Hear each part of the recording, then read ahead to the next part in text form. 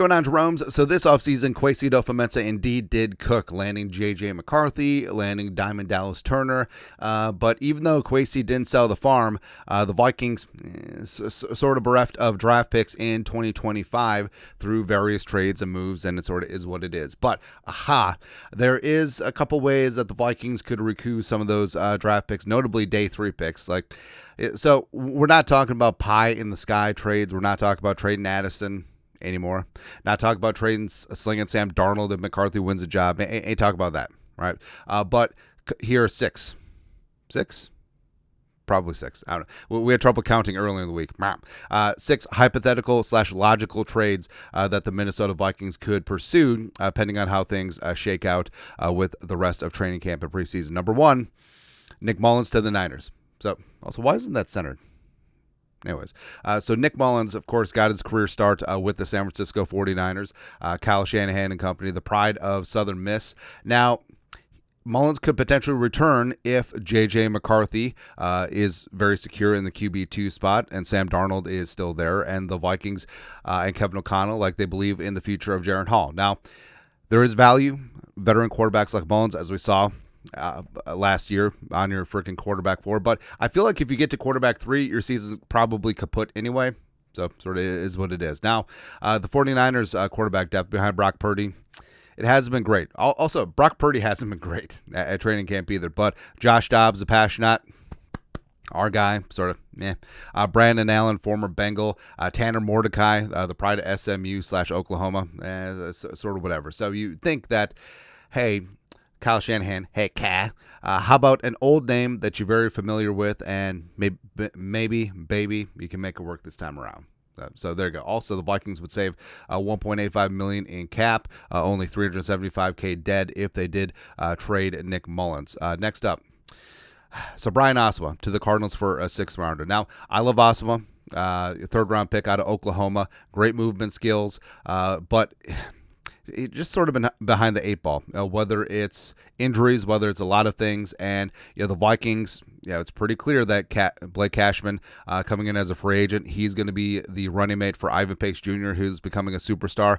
Kamu Grugier-Hill is a great veteran backup linebacker. And even though they got rid of Abraham Beauplan, who the coaches did like a lot, maybe Jabril Cox, former NDSU / LSU guy, makes an impact. Same thing with Dallas Gant, Toledo / Ohio State. So it could be a spot where Osama is looking to be the 4th linebacker at best, and if he's able to bring back some value, would make sense. So Osama to the Cardinals for a 6th rounder, because the Cardinals linebacking depth is not great. So you got Mac Wilson, former Patriot, Kazir White, Chris Barnes, Owen Popov, physical freak from the draft last year.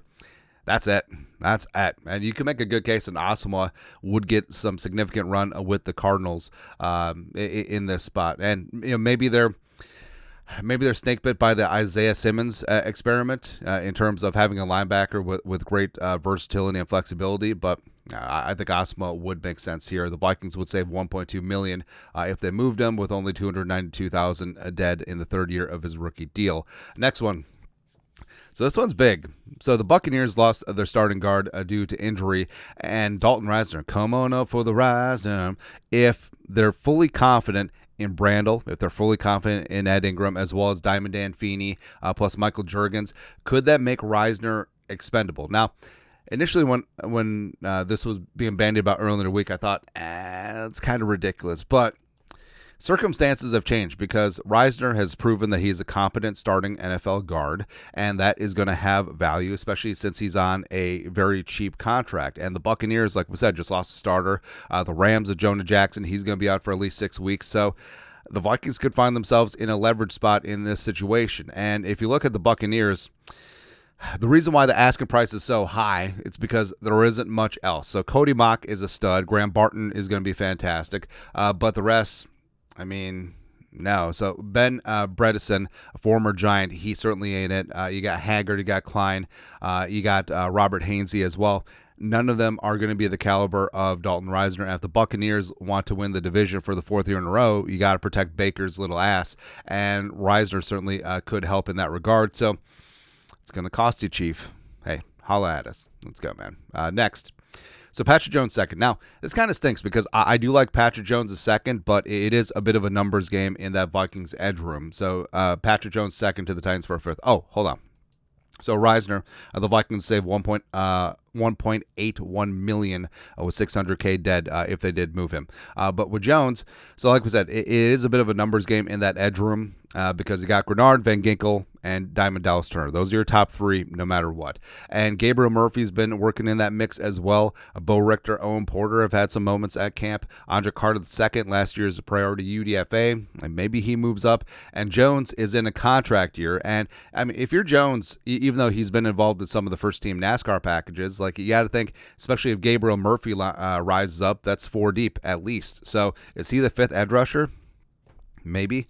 And in a contract year, you would think that he would want to go to someplace where he can get run. Now, looking at the Titans, so we got Harold Landry III, Pride Boston College, respect, solid edge rusher, but the rest of the way, not so much. Now, Rashad Weaver, ironically, former college teammate at Pitt of Patrick Jones second, but at minimum, Jones is the third best edge rusher in that room. He might be second, right?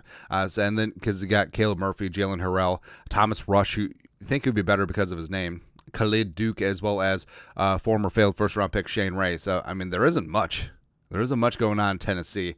So Patrick Jones to the Titans for a fifth. The Vikings save $1.324 million with $225K dead in this situation. Final two. So, yes, Booth Jr., former second-round pick, number 42 overall in 2022. A 2022 class, maybe not so much. But Booth Jr. to the Jaguars for a seventh. That's probably about all that you're going to get. And, again, all these draft picks guesstimated.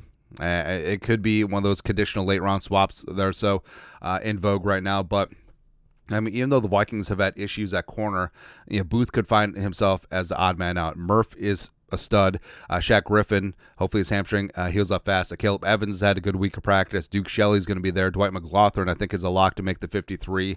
And also, I think Fabian Moreau, the veteran cover corner, is going to make a big push to make the roster too. So, I mean, Booth, if you can get anything of value for Booth, it would make sense. And the Jaguars, so the Jaguars cornerback room is, so Tyson Campbell out of Georgia, I like. Ronald Darby, the veteran. Darnell Savage, a former Packers, former Maryland safety. He's playing some nickel. And then they did draft two in the mid-rounds, Jerrion Jones and DeAndre Prince. But I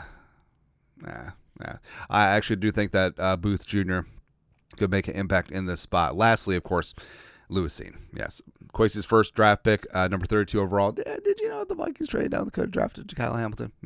But Lewis Cine to Howie and the Eagles for a seventh because Howie Roseman loves him some Georgia defenders, especially that class and grouping.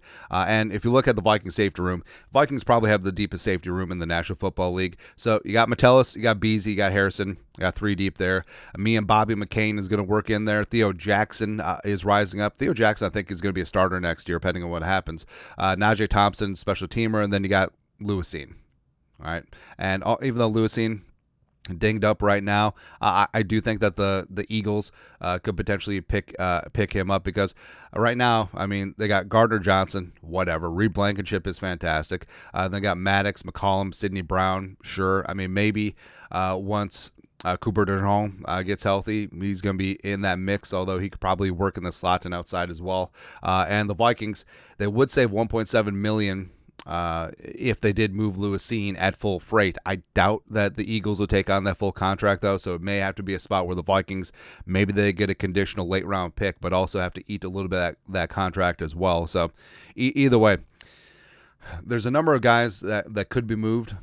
Even though the Vikings have needs all over the place, if the Vikings can recoup some draft picks to go into 2025 with a little bit more ammunition, especially in the mid to late rounds, which is probably what you're looking at, would make sense. So trust Kwesi in this spot. But that's it. That's at 6. Counted this time. Hypothetical, logical trades for the Vikings as we roll through training camp. Let us know your thoughts. Our thoughts, comment section below. You guys know what to do. Skull, production value.